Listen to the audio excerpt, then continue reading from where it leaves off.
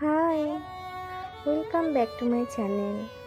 আজকে মিনি ক্যানভাসের ওপর একটা ক্লে ওয়ার্ক নিয়ে এসেছি। ক্লে ওয়ার্কটা অনেক দিন আগেই আমার করা ছিল, তাই এটা আর ভিডিওতে দেখালাম না। এখন আমি ব্যাকগ্রাউন্ডটা কিভাবে করি সেটা তোমাদের সাথে শেয়ার করে নেব। ব্যাকগ্রাউন্ডটা আমি ভ্যান গঘ স্টাইলে অ্যাবস্ট্রাক্টের ওপর বিভিন্ন কালার ইউজ করে করার চেষ্টা করেছি। ভ্যান গঘ স্টাইলে যে কালারগুলো মোটামুটি ইউজ হয় সেই রকমই কিছু কালার দিয়ে আমি নিজের মতো করে বানিয়েছি।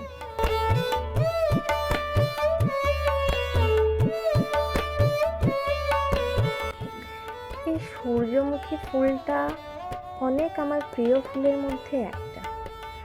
সেটা এর সুন্দর ব্রাইট রঙটার জন্য বিশেষত্ব আমার কাছে।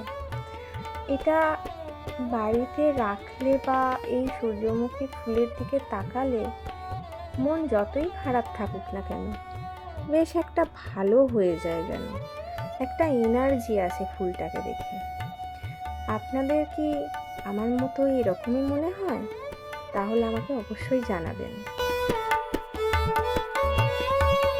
সূর্যমুখী ফুল পজিটিভিটি, হ্যাপিনেস, লয়্যালটি, স্ট্রেংথ এগুলো সিম্বলাইজ করে।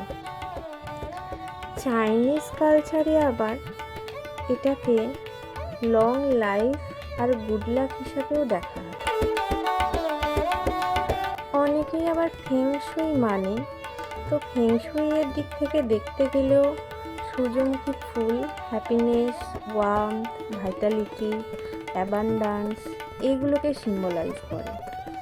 যদিও আমি ঠিক ফেংশুই অতটা মেনে চলি না, তো যাই হোক না কেন ফুলটিকে আমার ভীষণ ভালো লাগে। আর এটাকে ঘরে যদি রাখা যায় তাহলে মনটা বেশ ভালো হয়ে থাকে।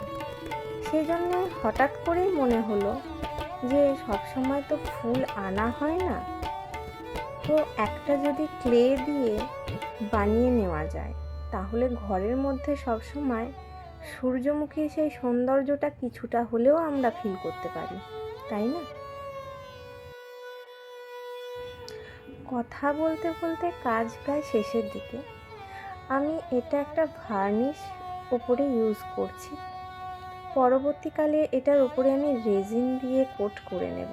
আপাতত আমার কাছে রেজিন নেই। আমি যে কোনো ক্লের তৈরি জিনিসের ওপর রেজিন ব্যবহার করতে পছন্দ করি, কেননা সেটা বেশ সুন্দর একটা ফিনিশিং দেয় আর জিনিসটা অনেক টেকসই হয়।